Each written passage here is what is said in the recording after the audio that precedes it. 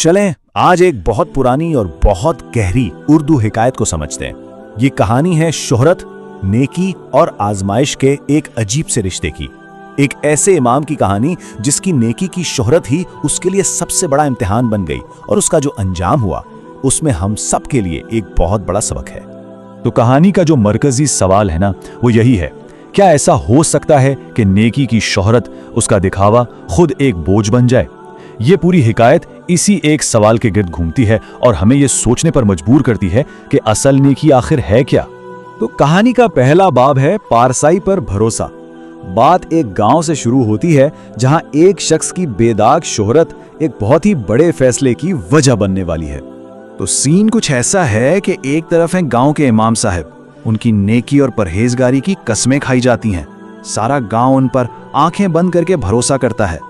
और दूसरी तरफ है एक मजबूर बाप, बीवी का इंतकाल हो चुका है और उसे काम के सिलसिले में गांव से बाहर जाना है, मगर पीछे एक जवान बेटी है, अकेली। उसकी हिफाजत की फिक्र उसे अंदर ही अंदर खाए जा रही है।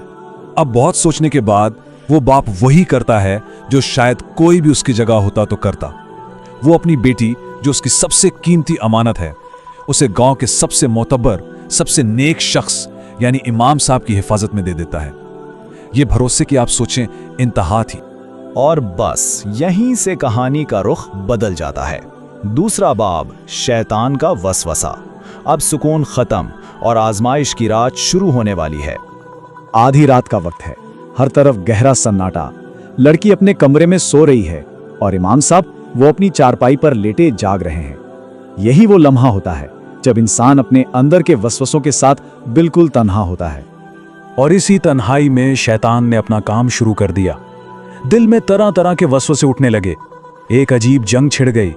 एक तरफ सालों की इबादत, लोगों का भरोसा, अपनी इज्जत, और दूसरी तरफ एक लम्हे की कमजोरी का खौफ।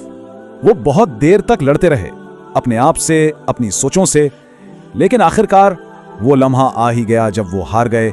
एक पल की कमजोरी उनकी सारी जिंदगी की नेकी पर हावी हो गई और उनके कदम न चाहते हुए भी लड़की के कमरे की तरफ बढ़ने लगे।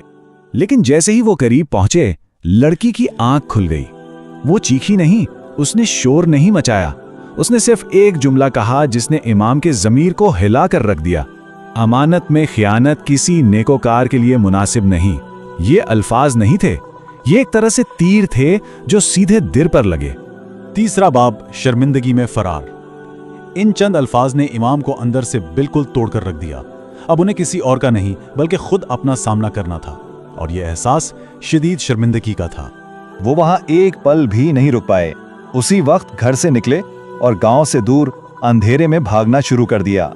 ये सिर्फ गांव से फरार नहीं था, ये अपनी नाकामी से, अपनी जात से और इस आईने से भागना था जिसमें उन्हें अपना असल चेहरा नजर आ गया था।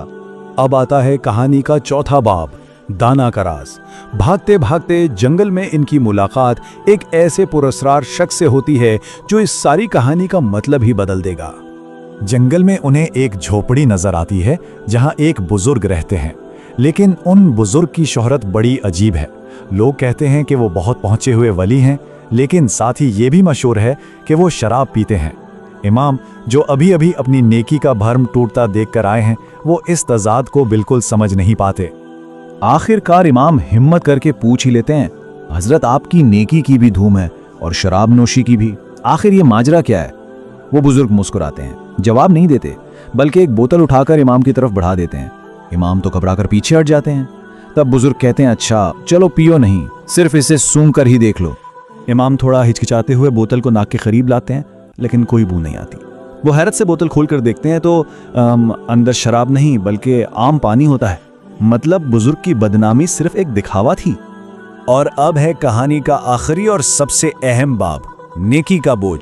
अब वक्त आ गया है उस पर्दे के पीछे छुपी हुई हिकमत को समझने का।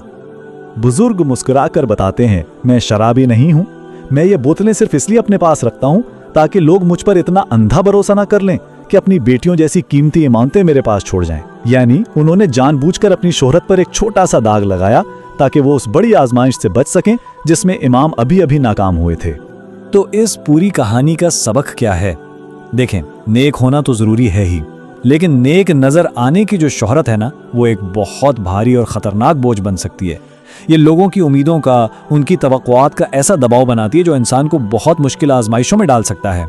असल नेकी वो नहीं जो लोगों को नजर आए, बल्कि वो है जो इंसान तन्हाई में करता है। और आखिर में ये कहानी हमारे लिए एक सवाल छोड़ जाती है, हकीकी नेकी आखिर है क्या? वो जो सबको नजर आए, जिसकी दुनिया तारीफ करे, या फिर वो जो सिर्फ इंसान और उसके रब के दरमियान एक राज हो?